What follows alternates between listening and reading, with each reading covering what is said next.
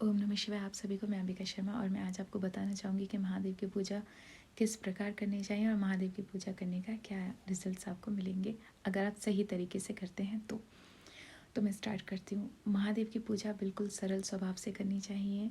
Even किसी भी भगवान की आप पूजा करें तो आप अपने भाव के साथ भाव समर्पित करें।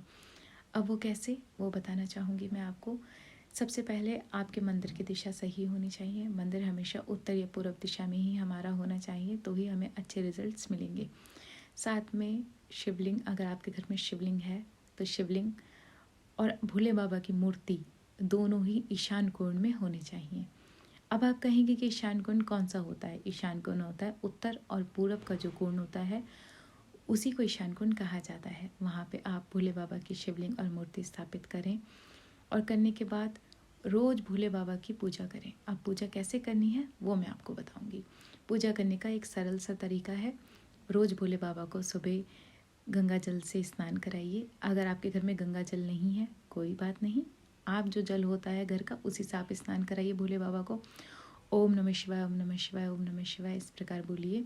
उसके बाद भोले बाबा को भोले बाबा के ऊपर आप कच्चा दूध समर्पित करें। कच्चे दूध के बाद फिर आप दोबारा फिर जल चढ़ाइए, चंदन लगाइए। चंदन का तिलक लगाने के बाद आप चावल समर्पित करें। चावल में अगर हो सके तो केसर मिलाइए, बहुत अच्छे रिजल्ट्स मिलेंगे। लेकिन चावल का दाना बिल्कुल साबुत होना चाहिए, टूटा हुआ बिल्कुल भी नहीं होना चाहिए। समर्पित करिए। इत्र आपके पास है तो इत्र लगाइए भोले बाबा को और बस आप यही बोलिए कि प्रभु ज्ञान से जो भी मैं पूजा कर रहा हूँ वो आपके चरणों में समर्पित है, आप इसको स्वीकार करिए। मैं नादान हूँ, मैं नहीं जानता मैं ये क्या कर रहा हूँ, लेकिन जो भी है ये आपके चरणों में समर्पित है, आपके चरणों में अर्पण है, इसको स्वीकार करें भोले बाबा। अब मैं बात करती हूँ कि अगर किसी के पास चंदन भी अवेलेबल नहीं है, चावल भी नहीं है, चावल का दाना है वो टूटा हुआ है, तो वो परेशान होंगे। वो सोचेंगे चावल का दाना साबुत तो नहीं है हमारे पास, तो हम क्या करें, कैसे समर्पित करें। आपको बिल्कुल भी परेशान होने की ज़रूरत नहीं है। सिर्फ आप एक लोटा जल चढ़ाइए, ओम नमः शिवाय 108 बार जाप करें। बस आपको कुछ भी नहीं करना है, कुछ भी नहीं करना है। लेकिन आप ये जो भी कर रहे हैं ये तसल्ली से भगवान के आगे बैठकर तसल्ली से भाव के साथ करिए। जल्दीबाजी नहीं होनी चाहिए पूजा में। काफ़ी लोगों को मैं देखती हूँ, आते हैं फटाफट से धूप बत्ती जलाई, आलू चढ़ाया, प्याज चढ़ाया, झटपट पूजा करी और चल दिए। ऐसे नहीं होना चाहिए। भगवान देखिए, जिन्होंने हमें सब कुछ दिया है उनके लिए क्या हमारे पास थोड़ा सा भी हम टाइम नहीं निकाल सकते? बताइए, क्या इतनी बिजी लाइफ हो गई है कि हम अपने पूरे दिन का कुछ टाइम प्रभु के चरणों में अर्पित नहीं कर सकते हैं? अगर आप नहीं कर सकते हैं तो मेरे हिसाब से सब कुछ बेकार है, सब कुछ वेस्ट है। चाहे आप कितना भी कमा लें वो किसी काम का नहीं है, क्योंकि कहते हैं खाली हाथ आए हैं और खाली हाथ ही हम जाएंगे। चाहे हम कितना भी कमा लें, तो क्यों ना हम वो चीज़ यहाँ रहकर कमाएं जो हमारे साथ जाएगी, और वो जाएगी सिर्फ भगवान की भक्ति। भगवान हमारे, जो हम भगवान की भक्ति कर रहे हैं सिर्फ वही हमारे साथ जाएगा और कुछ नहीं जाएगा।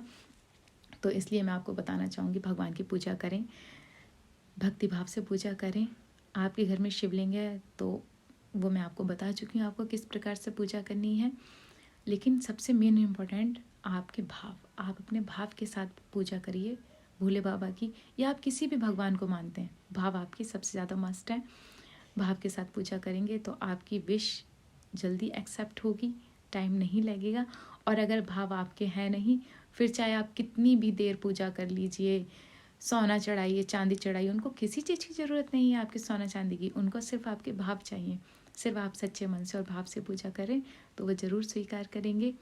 और ईशान कोण में ही शिवलिंग और आपकी मूर्ति होनी चाहिए। अभी फिर दोबारा से रिपीट कर रही हूँ, अगर नहीं है तो डायरेक्शन बिल्कुल ठीक करिए और करने के बाद जो मैंने आपको बताया वो पूजा करिए। और फिर आप देखिए कि आपको भोले बाबा कितनी सारी खुशियाँ दे देते हैं जो आपने सोचा भी नहीं होगा। सो आज के लिए मैं यही कहना चाहूँगी, ओम नमः शिवाय। महादेव आप सब पर कृपा रखें और ये साल आपके लिए ढेर सारी खुशियाँ लाए। हर हर महादेव, ओम नमः शिवाय।